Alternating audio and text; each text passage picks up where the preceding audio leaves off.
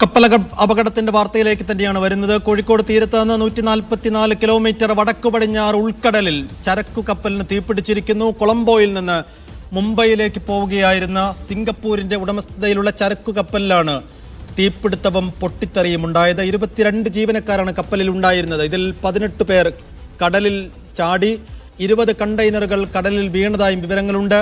Cost ഗാർഡും നേവിയും രക്ഷാപ്രവർത്തനം തുടങ്ങിയിരിക്കുന്നു. കപ്പലിലെ തൊഴിലാളികളെ കേരള തീരത്തെത്തിച്ചാൽ ചികിത്സ നൽകാൻ എറണാകുളം, കോഴിക്കോട് ജില്ലാ കളക്ടർമാർക്ക് നിർദ്ദേശം നൽകിയിട്ടുണ്ട്.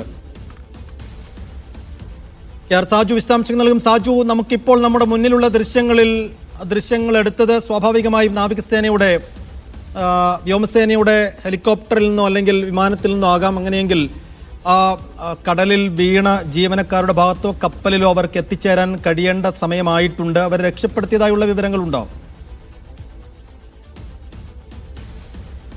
രക്ഷപ്പെടുത്തിയത് എന്ന വിവരങ്ങളില്ല. 18 പേർ ഇപ്പോഴും ലൈഫ് റാഫ്റ്റിലുണ്ട്, രക്ഷാ ബോട്ടിലുണ്ട് എന്ന വിവരങ്ങളാണ് നമുക്ക് ഔദ്യോഗികമായി ലഭിച്ചിട്ടുള്ളത്. 11 മണിയോടുകൂടിയാണ് കപ്പലിന് തീപിടിച്ചത് എന്ന വിവരമുണ്ട്. വാൻഹായ് 503 എന്ന കപ്പൽ കൊളംബോ തീരത്തു നിന്നും നവി മുംബൈയിലേക്കാണ് ചരക്കുമായി പോയിരുന്നത്. ഈ കപ്പലിൽ വെളുപ്പത്തിൽ തീപിടിക്കാവുന്ന വസ്തുക്കൾ ഉണ്ട് എന്ന വിവരങ്ങൾ ലഭിക്കുന്നുണ്ട്. പക്ഷേ എങ്ങനെയാണ് തീപിടിച്ചത് എന്ന കാര്യത്തിൽ വ്യക്തതയില്ല.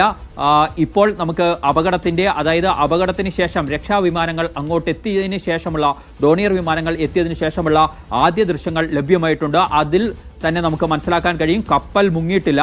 പക്ഷേ കപ്പലിൽ നിന്നും വലിയ രീതിയിലുള്ള പുകച്ചുരുളുകൾ ആകാശത്തേക്ക് ഉയരുന്നത് കാണാൻ നമുക്ക് പറ്റുന്നുണ്ട്. പക്ഷേ സമീപത്ത് മറ്റ് ലൈഫ് റാഫ്റ്റുകൾ ഒന്നും കാണുന്നില്ല. ഒരുപക്ഷെ അവർ അവിടെ നിന്നും കൂടുതൽ ദൂരത്തേക്ക് മാറിയിട്ടുണ്ട്. 20 കണ്ടെയ്നറുകൾ ആദ്യം തന്നെ കടലിൽ വീണു എന്ന് തന്നെ നമുക്ക് ലഭ്യമാകുന്ന വിവരങ്ങളിൽ ഉണ്ട് താനും.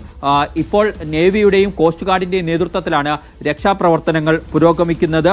ഏതാണ്ട് ബേപ്പൂർ തീരത്തു നിന്നും 78 നോട്ടിക്കൽ മൈൽ അകലെയാണ് എന്നാണ് ഇപ്പോൾ നേവി സ്ഥിരീകരിക്കുന്നത്. ഈ അപകടം ഉണ്ടായിട്ടുള്ളത് കേരള തീരത്തു നിന്നും, അതായത് 144 കിലോമീറ്ററോളം അകലെയാണ് അപകടം സംഭവിച്ചിരിക്കുന്നത്. എങ്ങനെയാണ് തീപിടിച്ചത് എന്ന കാര്യത്തിൽ വ്യക്തതയില്ല. ആകെ 22 ജീവനക്കാരാണ് കപ്പലിൽ ഉള്ളത്. അതിൽ 18 പേരാണ് കടലിലേക്ക് ചാടിയത്. 4 ജീവനക്കാരെ കുറിച്ചുള്ള വിവരങ്ങൾ ഈ ഘട്ടത്തിൽ നമുക്ക് ലഭ്യമല്ല എന്നതാണ് ഏറ്റവും പ്രധാനപ്പെട്ട കാര്യം. കേരള തീരത്ത് ഇപ്പോൾ പ്രത്യേകിച്ച് ജാഗ്രതാ നിർദ്ദേശങ്ങൾ ഒന്നും തന്നെ നൽകിയിട്ടില്ല.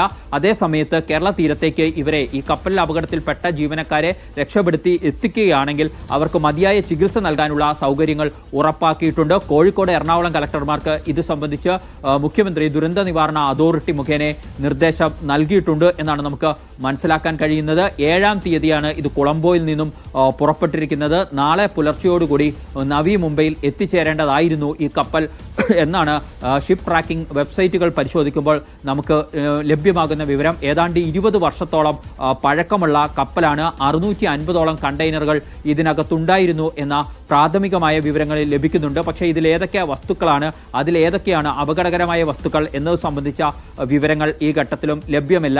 അത്തരത്തിൽ എന്തെങ്കിലും കേരള തീരത്തേക്ക് എത്താൻ സാധ്യതയുണ്ടെങ്കിൽ മാത്രമായിരിക്കും സംസ്ഥാന ദുരന്ത നിവാരണ അതോറിറ്റി ഇത് സംബന്ധിച്ചുള്ള നിർദ്ദേശങ്ങൾ പുറപ്പെടുവിക്കുക എന്നാണ് നമുക്ക് മനസ്സിലാക്കാൻ കഴിയുന്നത്. ഏതായാലും ഇപ്പോൾ INS സൂറത്തും INS ഗരുഡയും അടക്കമുള്ള കപ്പലുകൾ രക്ഷാപ്രവർത്തനത്തിനായി നേവി നിയോഗിച്ചിട്ടുണ്ട്. ഒപ്പം തന്നെ കോസ്റ്റ് ഗാർഡിന്റെ 2 കപ്പലുകളും സംഭവ സ്ഥലത്തേക്ക് തിരിച്ചിട്ടുണ്ട്. ഡോണിയർ വിമാനങ്ങൾ അവിടെ എത്തി രക്ഷാപ്രവർത്തനങ്ങൾക്ക് തുടക്കം കുറിച്ചിരിക്കുന്നു.